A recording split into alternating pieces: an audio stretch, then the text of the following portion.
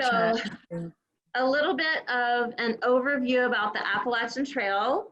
Many of you know that the AT, or the Appalachian Trail, is a unit of the National Park System, and a hiking trail that goes through 14 states from Georgia to Maine, but built by volunteers and is taken care of by over 6,000 volunteers still today.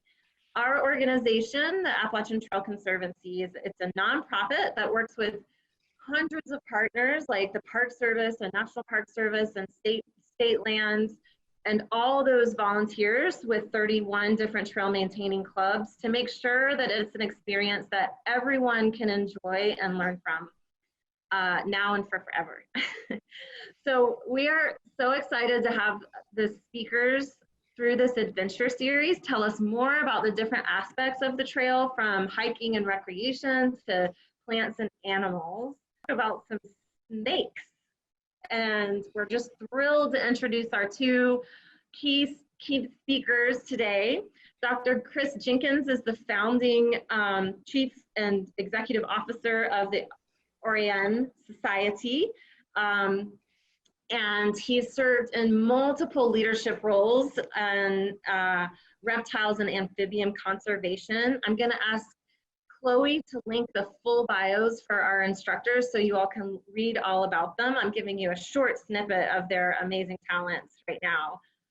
Chris has received multiple prestigious awards and been published in multiple books and publications, and hosts a Snake Talk podcast. And Nicole is a high school chemistry teacher and a golf coach at Rabun Gap-Nacoochee School in Rabun Gap, Georgia. And she's originally from the coast of Connecticut. She fell in love with hiking when moving to the North Georgia mountains, and is an avid adventurer. She loves to be outside and dirt biking and paddleboarding.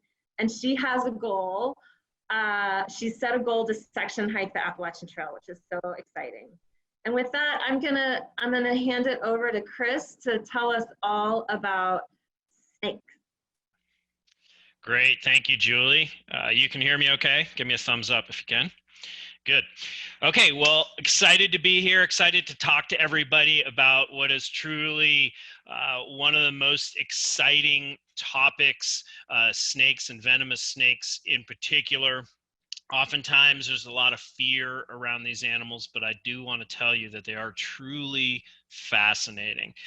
So for my portion of the presentation, I'm going to talk to you mainly about rattlesnake biology, and I'm going to focus in on those pieces of it that relate to how you can be relatively safe and relative to snake bite. I'll also talk a little bit about how you can be safe and what snakebite treatment should be in wild settings like the Appalachian Trail.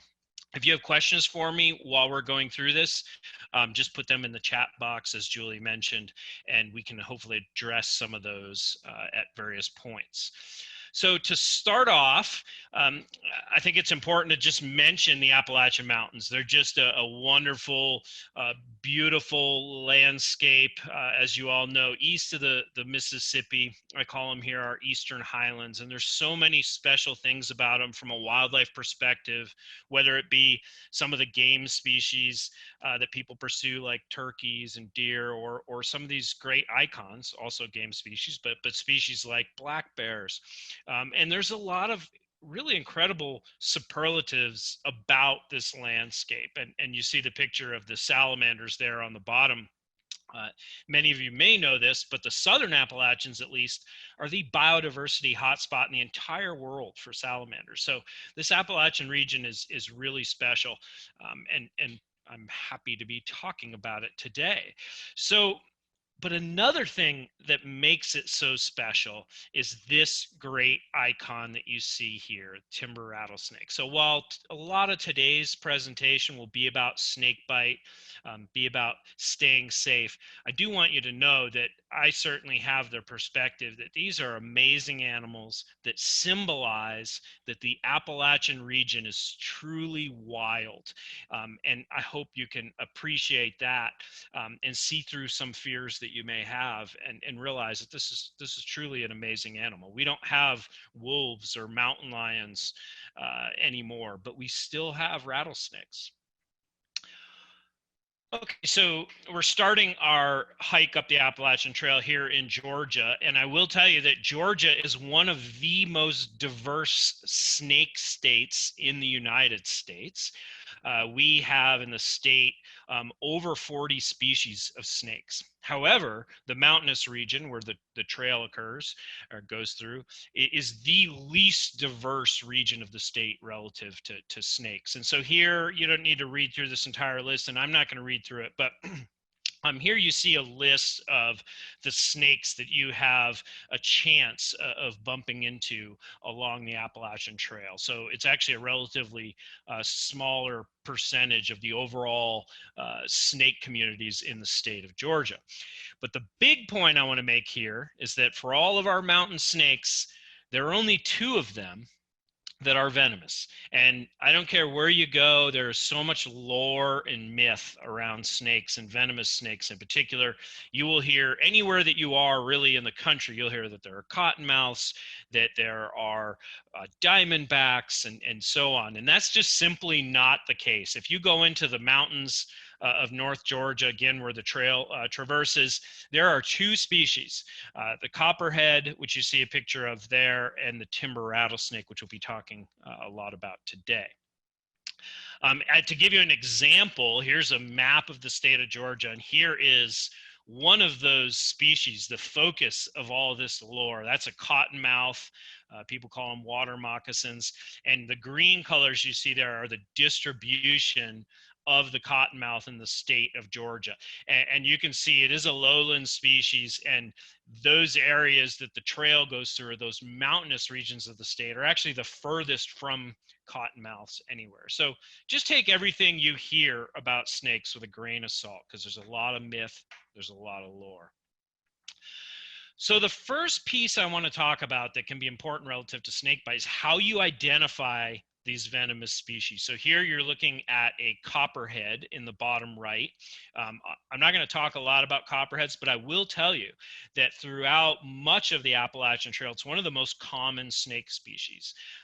And you have a high likelihood in really a lot of parts of the country of seeing this species.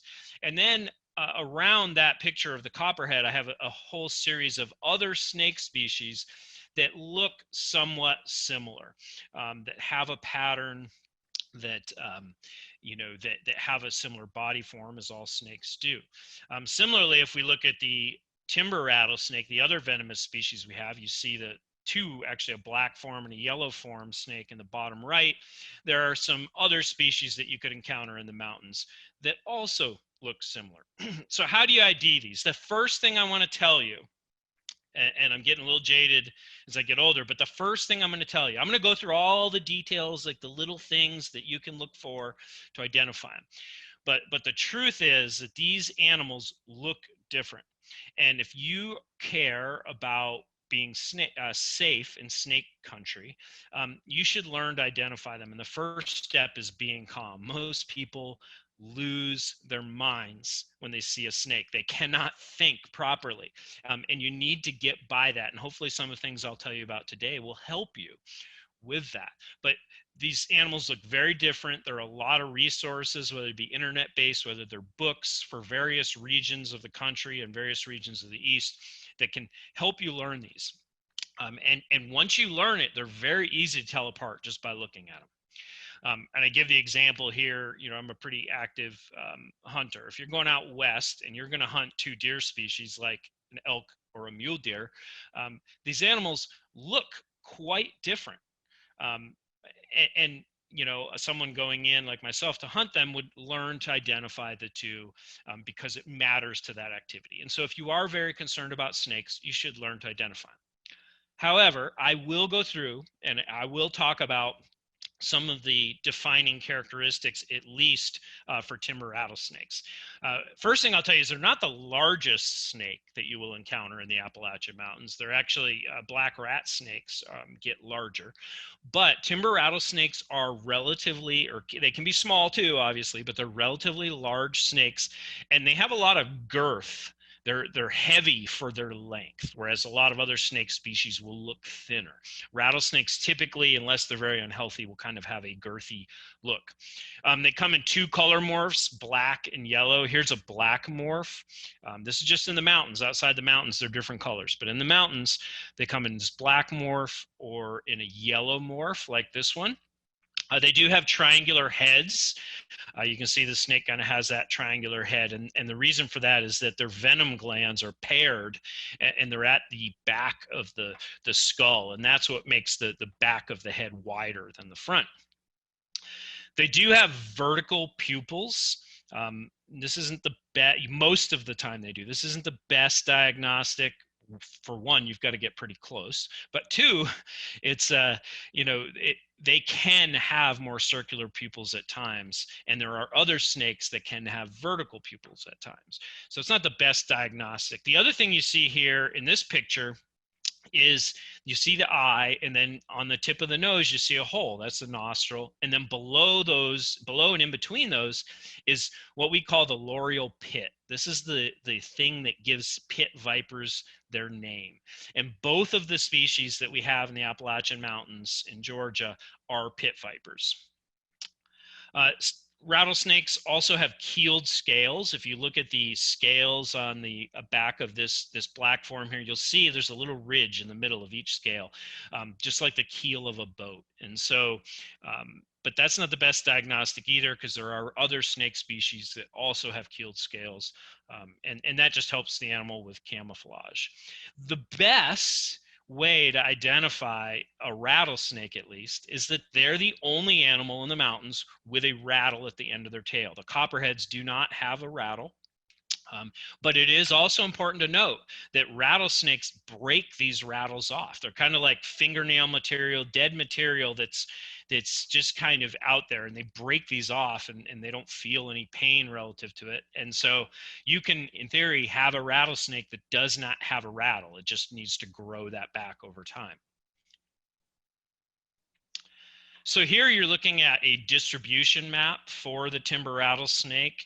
And this was developed by myself and a number of other partners. But basically the black dots represent known localities and the gray represent our predicted distribution. Historically, they would have been much more wide-ranging, but they don't do well around people.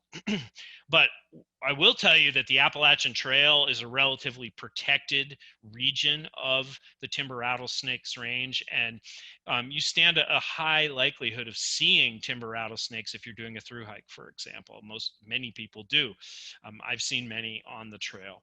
And there are certain regions like Pennsylvania, West Virginia, parts of North Georgia, which are some of the higher density timber rattlesnake locations anywhere.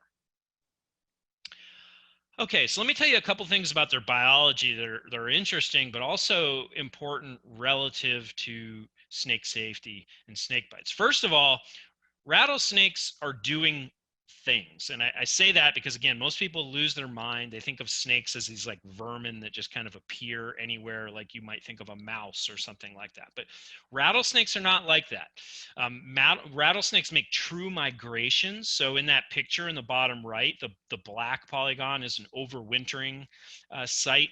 And those animals are making migrations away from that in the summer. And they go really kind of surprising distances. Rattlesnakes can move miles from their overwintering site, and they make these migrations just like you think of a duck or an elk migrating.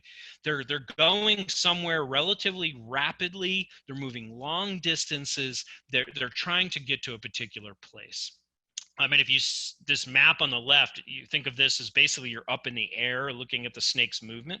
And this rattlesnake spent its winter in the bottom left, spent a few days near there shedding its skin, and then made that couple kilometer migration to a foraging area. And then the snake spent the majority of its summer in that foraging ground, just like a wolf might follow an elk herd to, to a foraging ground. Rattlesnakes do the same thing.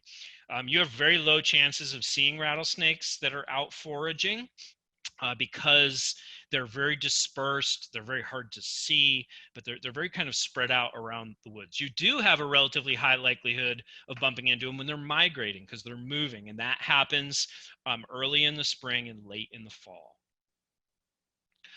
One aspect of their biology that I want to talk about, I'm going to call it a sixth sense. So I talked about those loreal pits, and you can see those here in this image.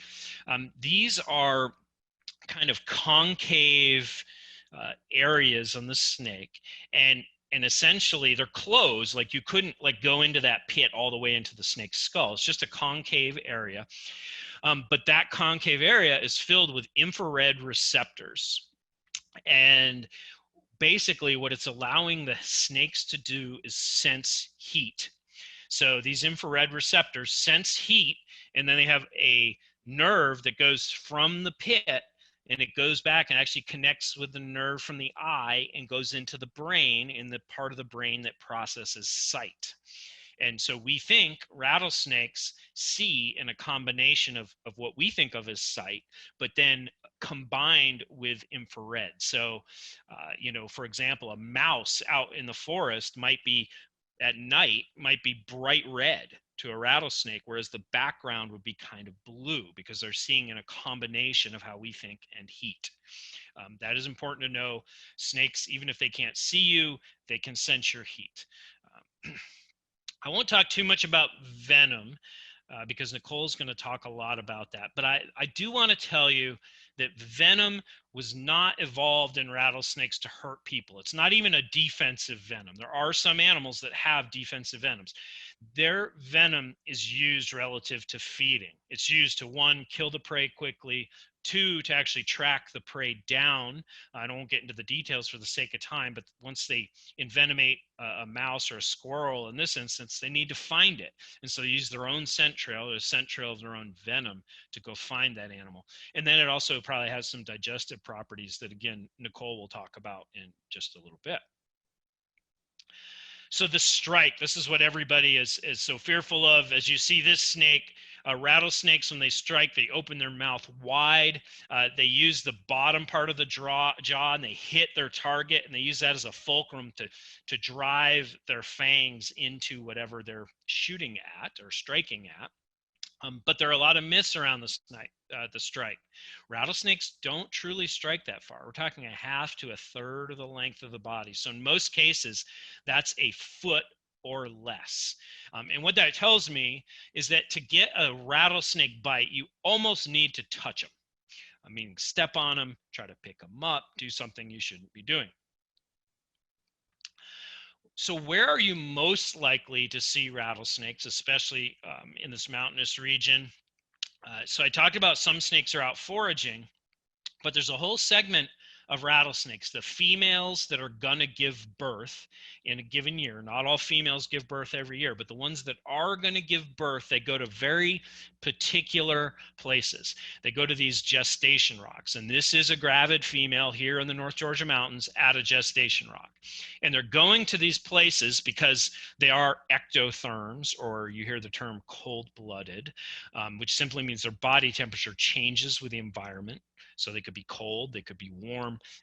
They don't stay the same temperature like we do. And so these rocks allow the rattlesnakes to stay warm both day and night, because at night the rocks are giving off all that heat that they absorb during the day. And so the snakes stay really warm, and in doing that, they're finishing up the development of these babies in preparation for giving birth. That typically happens in, say, August, maybe early September in the southern Appalachians here. But why is that important relative to snake bite? Let's just say you're hiking along the trail, and there's many places where you find this, but the great view opens up and you come out on these rocky cliffs and you can just see forever. It's beautiful. And oh, there's this perfect rock to go sit on and enjoy that view. Those are the places that these snakes congregate at during the summer. So you do want to be very careful around rocks on open, sunny cliff faces, because again, rattlesnakes do congregate there and stay there all summer. So this is probably your highest likelihood location for bumping into a rattlesnake. So what's a snake going to do if you see it? The first thing they're going to do is absolutely nothing. They don't want anything to do with you. You can see the rattlesnake there in the bottom right. And you have to, I don't know if you guys can hear that. I'm waiting for the rattle to end. But, you know, you have to think, people may be scared of snakes, but imagine if a giant woolly mammoth, you were laying on the ground and a giant woolly mammoth came walking up to you. Are you going to want to mess with that woolly mammoth? Or are you going to want to just kind of lay low? So just think about those size differences. The last thing they want to do is interact with us. If they are discovered, they will rattle and they'll try to escape. And again, the absolute last thing they'll do is strike. But that strike, again, only is in most cases going to be about a foot long. So you need to like get right in front of the snake or almost touch it. So what are your chances of getting a bite? These are just some emergency room data from a number of years ago now, but they'd be similar today. You see, first point I want to make is that your chance of getting injured by so many other things is very high compared to snake bites. And I guarantee that most people, unless you have some real strange phobia, if you're walk out onto your neighbor's farm and you see a horse in the field, you're not screaming and running and terrified and afraid that this snake is going to, or sorry, this horse is going to chase you down and stomp you. And you should have that same level of calm. You see the horse, you're kind of calm. Oh, there's a horse. You should have that same level of calm around a rattlesnake. Again, unless you're stepping on it. If you're stepping on it, it's time for action. But your chances are relatively low compared to a lot of other things. The other thing that's important to note is that less than half of snake bites are accidental. And an accidental bite would be when you're out on the Appalachian Trail, say, and you sit on that rock and you get a bite on the leg. That's an accident.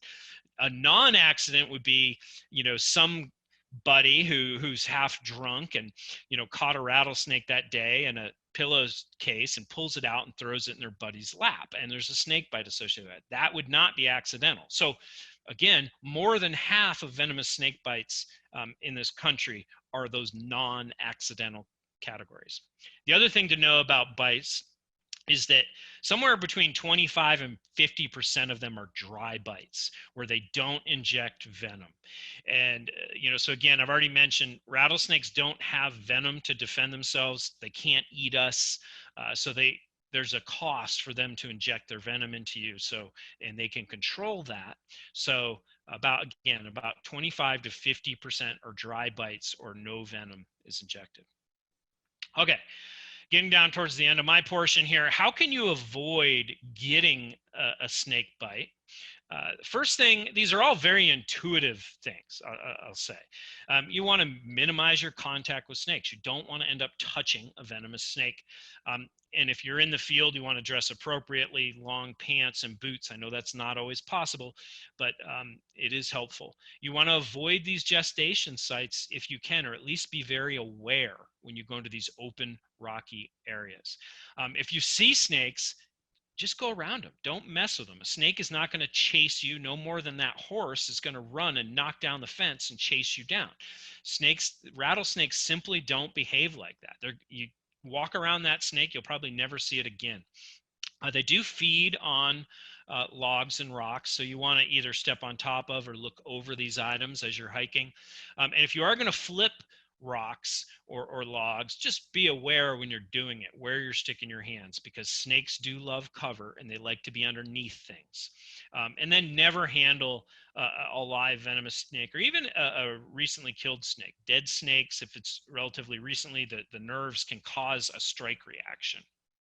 And then you want to detect snakes. So just want to be aware. You want to listen for that sound of a rattle. It's pretty unique. And just kind of look where you're going, where you walk, where you put your hands, those types of things. Some people, this probably wouldn't work for hiking the Appalachian Trail, but here you see me handling this big diamondback rattlesnake, and you see I'm wearing some snake gaiters, and these are snake proof.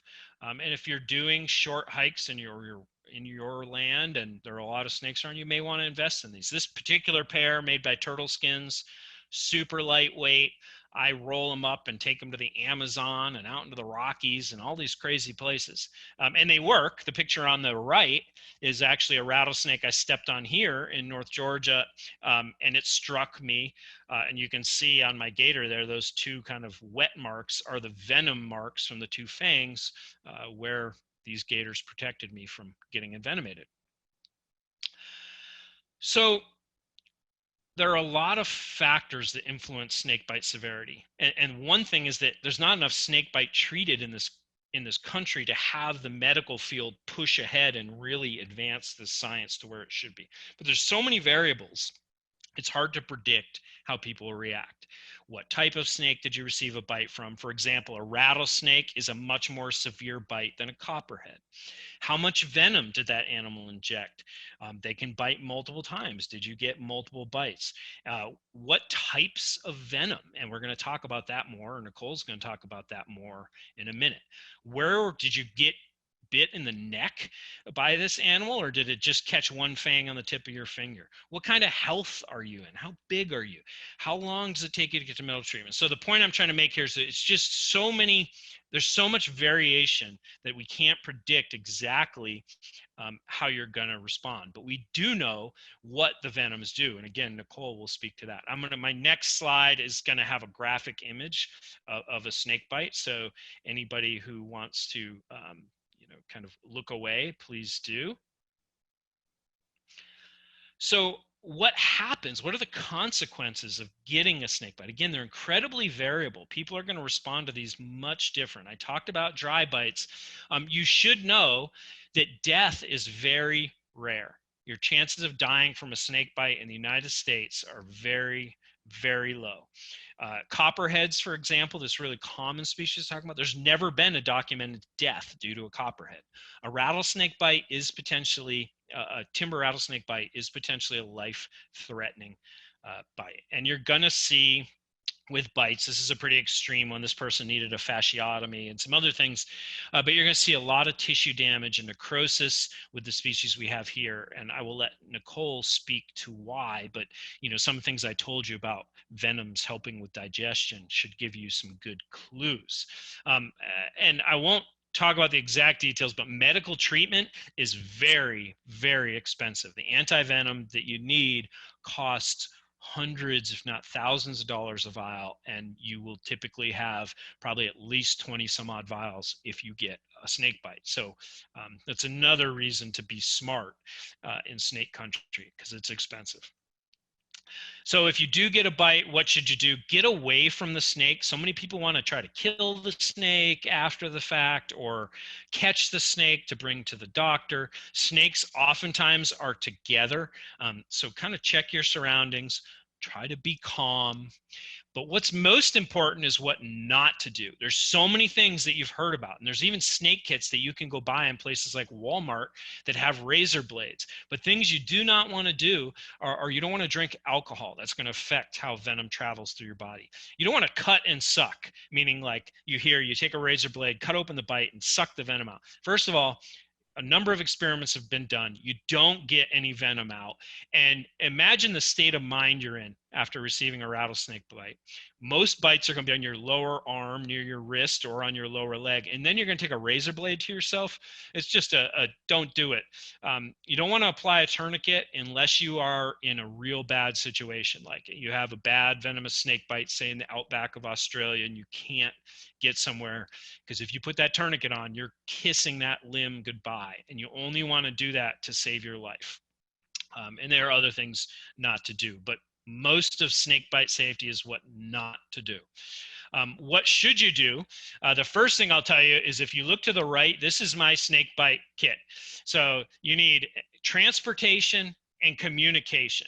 And some of that will come in the form of a plan, meaning if you get a snake bite in a kind of a remote area, you want to know how to get out as quickly as possible, because as we'll learn with the chemistry here, time is of the essence, because the venom is basically attaching to your cells and impacting them. You need to get to a doctor very quickly, as quickly as possible. You also want to call them, because the medicines that they might need for you are not commonly held by all hospitals.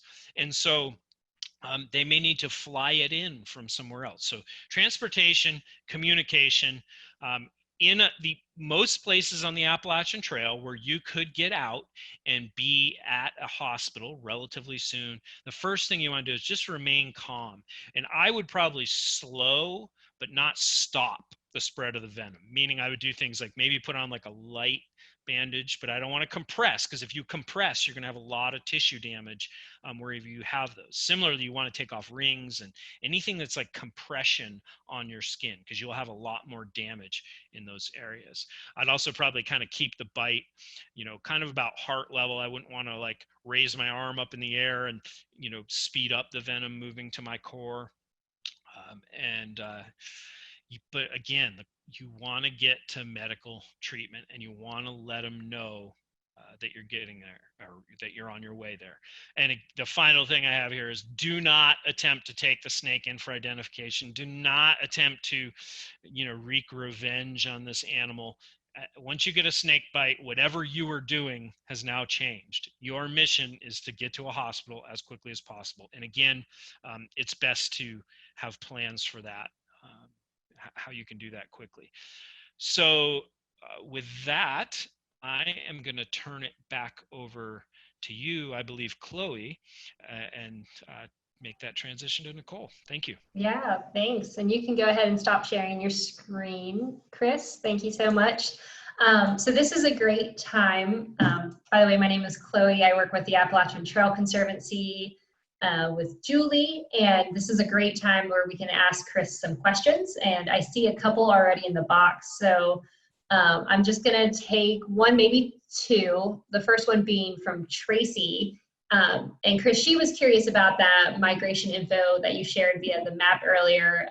Is that learned from a PIT tag tracking, or how do you actually get that information in the first place?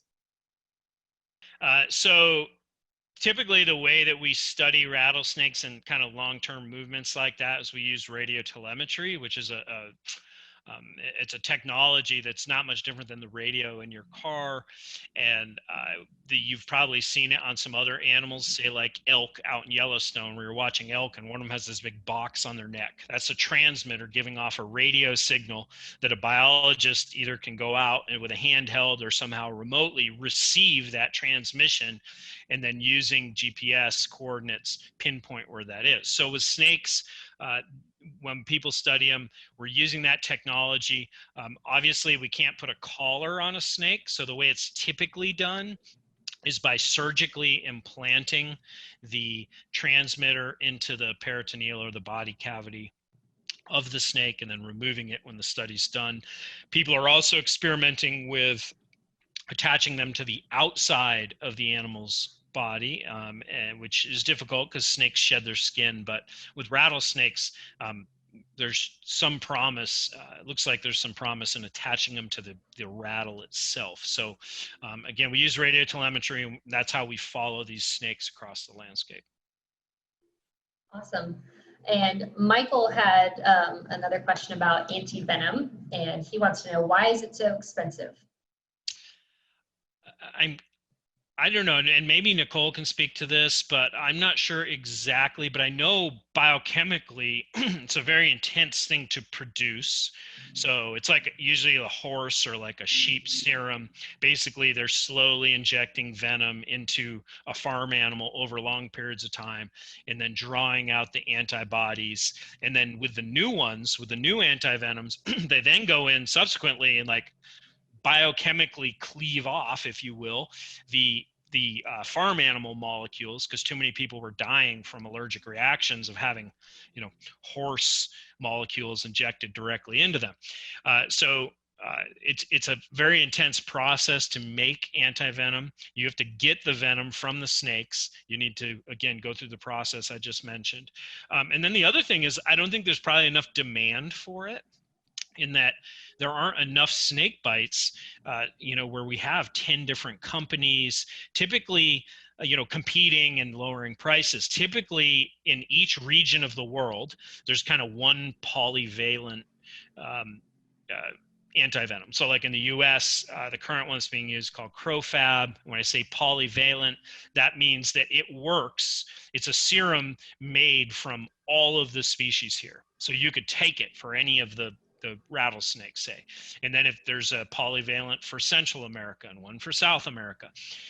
But again, it's not that you see 4 or 5 anti-venom companies competing. There's just not as much of a market for it. I'm guessing that affects prices to some degree. Relative to insurance and health insurance and how that covers or doesn't cover, I'm not sure. I've never had a venomous snake bite, despite handling tens of thousands of them. But so I'm not sure, but I wouldn't want to take that risk, as it seems like something that might be a little bit outside the box for an insurance company. Okay, thank you very much. And I think that's a great transition into the venom and the chemistry behind the venom itself. So now, if you guys put your attention back to the screen, we're going to learn from Nicole Ager from Rabun Gap, Georgia, who is a chemistry teacher here to talk about the science behind snake venom. Thank you so much, Chris.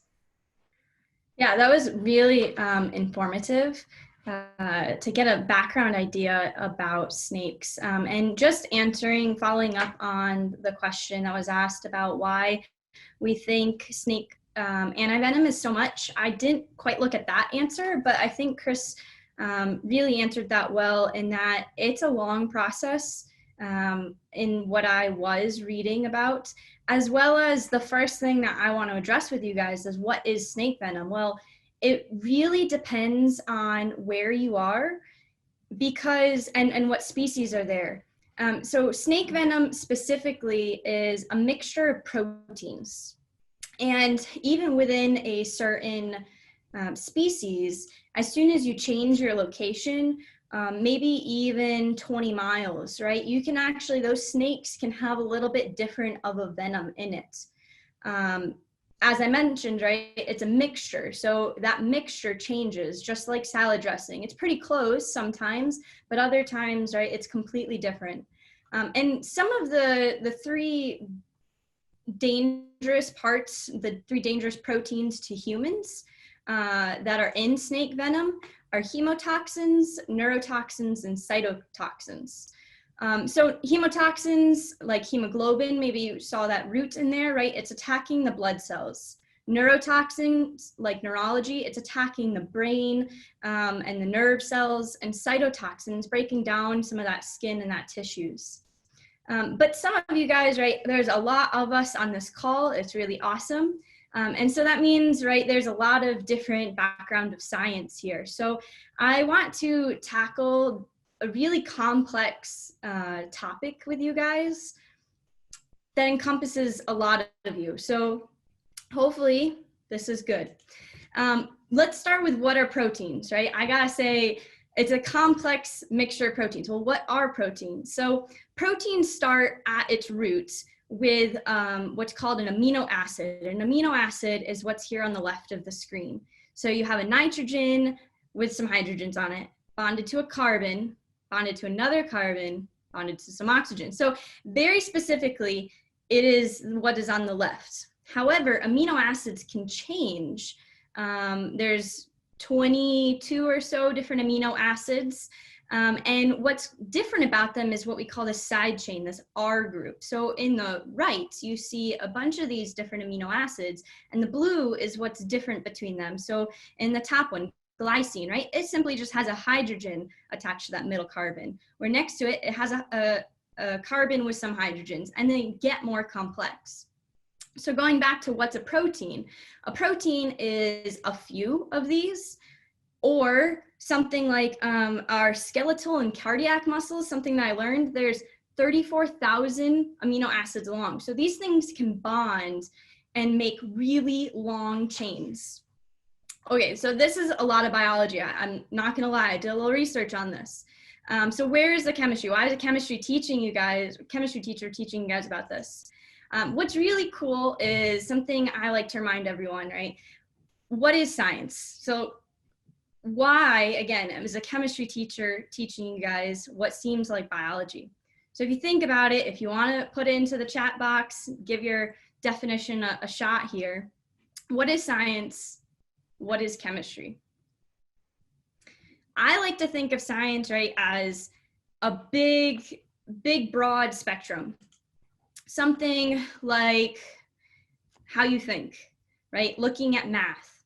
These concepts tie into science like physics.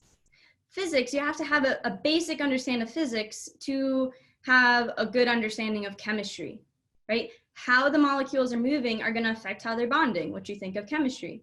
How they're bonding is going to affect what they do, going into biology. And then from there, you have many different areas. You might not have thought about it, but some people like to think that sociology, law, ethics, economics, right? That's a part of science. That goes back to its roots in those formal sciences of symbols and logic and how you're thinking about different ideas here. So how I like to define chemistry, right? I like to tell my students, chemistry is in you and all around you, because chemistry really at its root is the study of matter and matter's interactions. So how are we tying this to venom?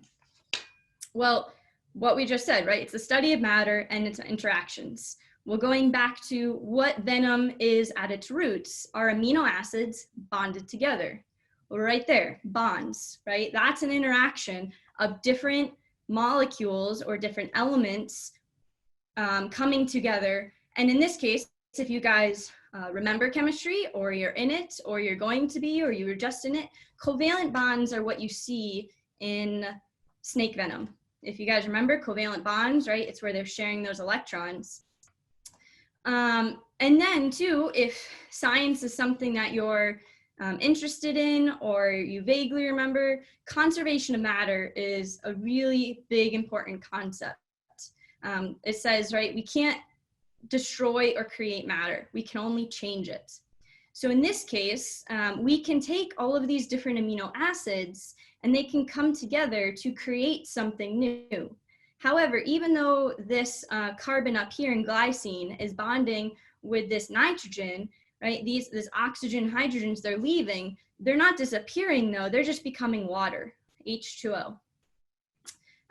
So a little bit of chemistry in there, right? So covalent bonds, conservation of matter, the whole idea that's a reaction in general, specifically in this case, is synthesis or dehydration. So in all, even though it sounds like it's biology, at its roots, there's an understanding of chemistry in this. All right, so when we get these bonds, when we get all of these amino acids coming together, we get what's called a polypeptide backbone, which is kind of cool because it kind of looks like a snake if you think about it. And again, you get to see more of this chemistry going on. So you have this nitrogen and this oxygen, they're coming together and they end up forming an ionic bonds. You have these groups of those side chains that I mentioned earlier that, for instance, they don't want to interact with water. So here, hydrophobic interactions. So this polypeptide backbone is going to kind of fold into itself to protect that group. That group does not want to be near water. In a lot of systems, right, water is involved in your body. And so again, these amino acids that make up this polypeptide background are going to fold around to protect that area that doesn't want to be near water. So I just want to point out, right, this is happening. These proteins have many different functions. So this is happening in our lives all the time, in a snake's life all the time. And these proteins that the snakes make, they have many different purposes. So here we go. To give you guys one more visual here, thinking to that polypeptide backbone. So I first started with a protein is a lot of different amino acids bonded together. So the amino acids are like letters, right? When you order them, you get an alphabet. when you put them in a specific order, so the alphabet's like a primary structure at the beginning here. This GLY, that's glycine that I pointed out in the beginning. And so you get this polypeptide background. So it's a line of amino acids that are bonded. And then, as I mentioned, right, we just saw that snake-looking polypeptide background, that's interacting with each other and creating these different shapes. So they create an alpha helix or a beta sheet. So this is like when we put the amino acids in a specific order, they go and form words. Just like, or I guess, polypeptide backgrounds that form different shapes. But it would be like if we put our letters in order, we get words. If you order those words in specific ways, you get sentences, much like if you take these polypeptide backbones and you put them together, or the body puts them together in specific ways, you get more function out of them, or specific functions. And then those groupings can go and make this big glob, basically, of a protein, quaternary structure. And that would be what we think of as like a paragraph, all made out of very basic little pieces of amino acids. You get these really functional and specific proteins. So some of the functions of these proteins, and I don't know how much you guys know about this biology and this chemistry, but proteins, like I said, once those amino acids bond in very specific orders, it really changes what the function of the protein is. So for instance, we can have the snake that is producing, well, I guess Chris said, right, they're not really making a defensive protein at all. They could be, though, making a protein that you guys could know as an enzyme, right? That's going to be breaking down the prey that it's trying to eat. The snake is also always making some proteins that are used in muscles to be able to have muscle contraction so they can move. They have proteins that are all ordered differently to make it so that they can have their scales. And so when I say how the amino acids are put together defines their function, it's much like if you have 3 letters. So let's say T, A, and E, right? You can put T, A, and E together to have words like ate, eat, tea, but you can also, so those would be like functional proteins, right? The amino acids came together a certain way, they have a job now. In other cases, the amino acids don't really end up making something that has a function. Or if it's out of order, the protein will no longer have a function. So that would be like if you ordered, I guess, TAE, right? That's not really a word. So everything, us included, and the snakes are all have these proteins with many different jobs. And it all comes down to the bonds and the interactions of those amino acids. So one of the cool things, really big topic, can't cover everything, but something that a lot of people are always worried about with snakes, right, is the snake bite.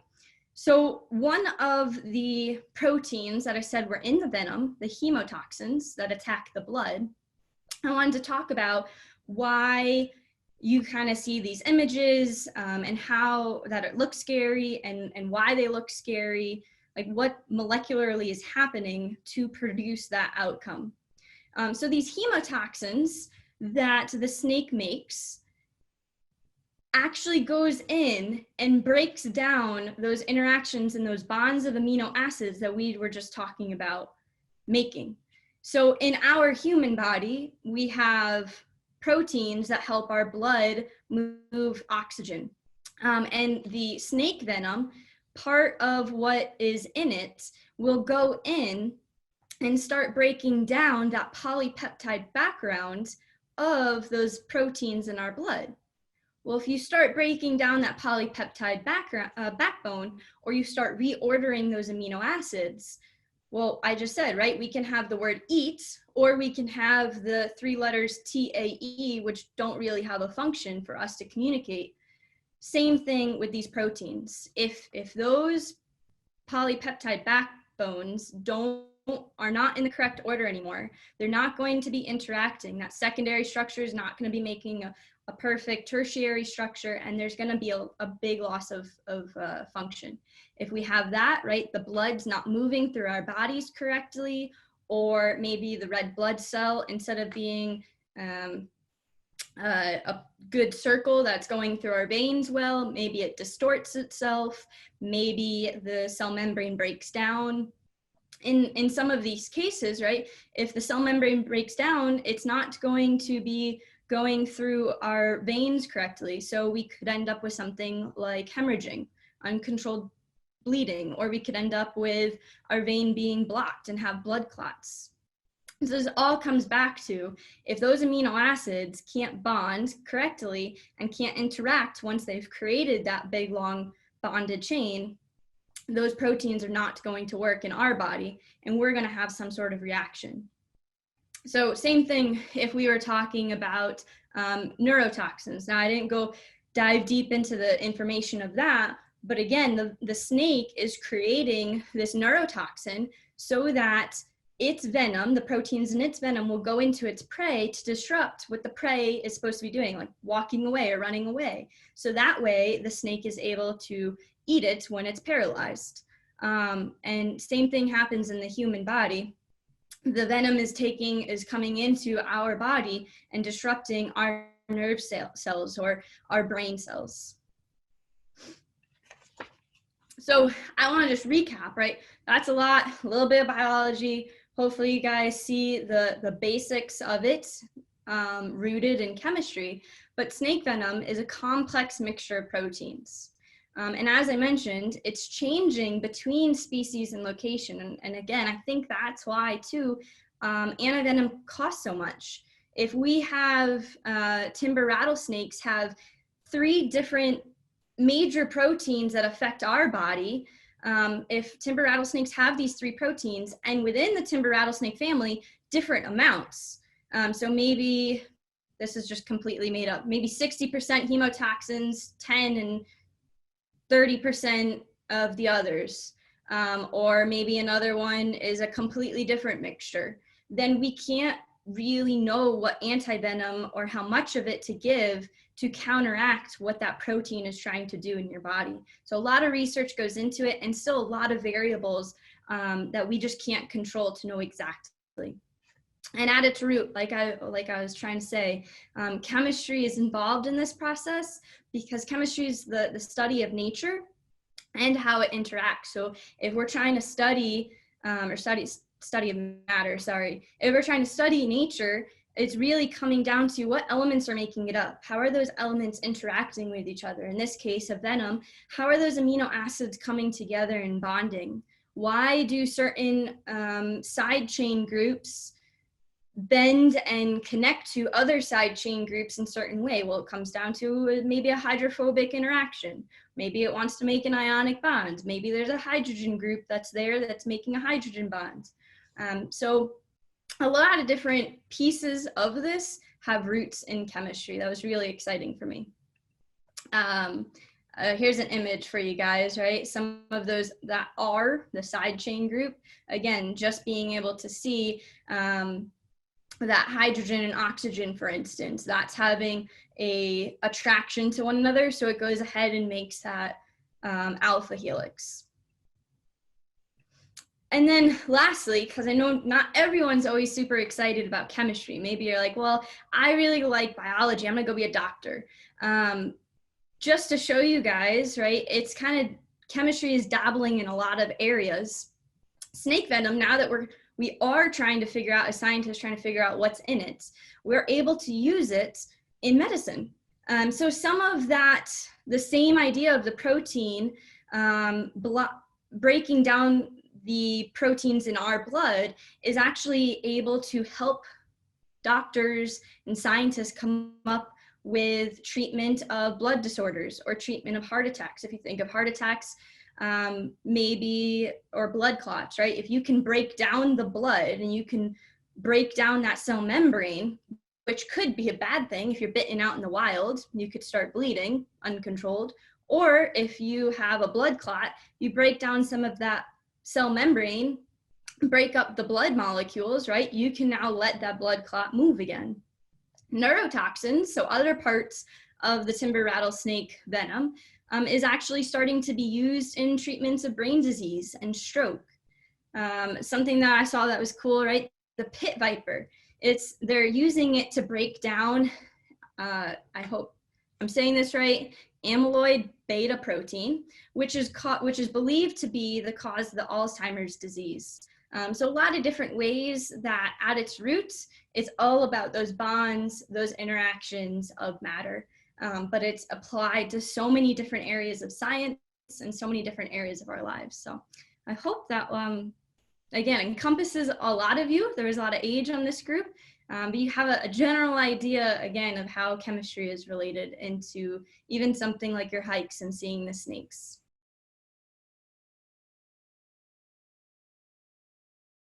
One question that I see is, and you might have just answered it, but I just want to make sure we address it. Are there neurotoxins in rattlesnake venom?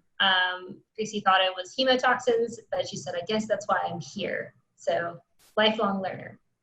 Yeah, so something I learned too from Chris and a bunch of this reading is that there's a lot of the different proteins, cytotoxins, neurotoxins, and hemotoxins in the venom of timber rattlesnakes. One, I think this is for Chris. How good is a snake's vision? I would say that snakes see. If you start moving amongst different snake species, it varies. There are some, for example, like arboreal snakes, snakes that live in trees and hunt lizards that have very big eyes and see very well. In terms of rattlesnakes, they probably don't, they do see, they probably don't see all that well, and they may see in this combination of heat and how we would typically think of it. But I don't think of it as their go-to sense. So like with us, if you hear or smell or any of our senses detect something, we always try to look at it because our sight is our go-to. With snakes, I think it's more this very intense sense they have that we don't have of chemical reception. It'd be equivalent to like smell, but like when a snake sticks out its tongue, they're picking up chemicals and they're moving them across an organ that we don't have, the vomeronasal organ. And it's like a really intense, another chemistry thing for Nicole to describe, but it's a very intense form of chemoreception. So as a rattlesnake's moving through the forest, I think of it as, oh, here a chipmunk moved through here about 2 hours ago, and oh, a human stepped here probably 2 days ago, and oh, here's another chipmunk, but this one was here 2 days ago. And so it's like the forest and the chemicals in the forest are producing this roadmap for the snakes. But they do see, and some snake species can see very well. Okay, and then we have another question from Arizona. Do Arizona rattlesnakes migrate as well? So first of all, Arizona is our most diverse rattlesnake state in the country. There is a species called the Arizona black rattlesnake, which I believe, I don't think it's been studied well, but I do believe they make kind of a similar migration. I will say that those snakes move. So let me back up. Rattlesnakes in general, there are a lot of them in Arizona, so they're all going to move slightly in different ways. But I know there are multiple species in Arizona that are going to particular places for particular reasons, whether it be gestation sites or foraging grounds. It may be a little less pronounced, meaning like an overwintering site moving to a foraging ground. These are two very distinct places, and they're making this one real linear migration, just because if you're, say, down in the Sonoran Desert, it's, you don't have quite the cold temperatures you do in the Appalachian Mountains. So I'm not really answering that question well, but there are a lot of snakes. I will say that they do move particular places for particular reasons at particular times. And there certainly are some species in Arizona that actually live in relatively cool environments, like this Arizona black rattlesnake, that probably have fairly similar patterns to what we're talking about with timbers. Thank you so much, Chris. Thank you again to you and Nicole for your vast knowledge and sharing it with us today.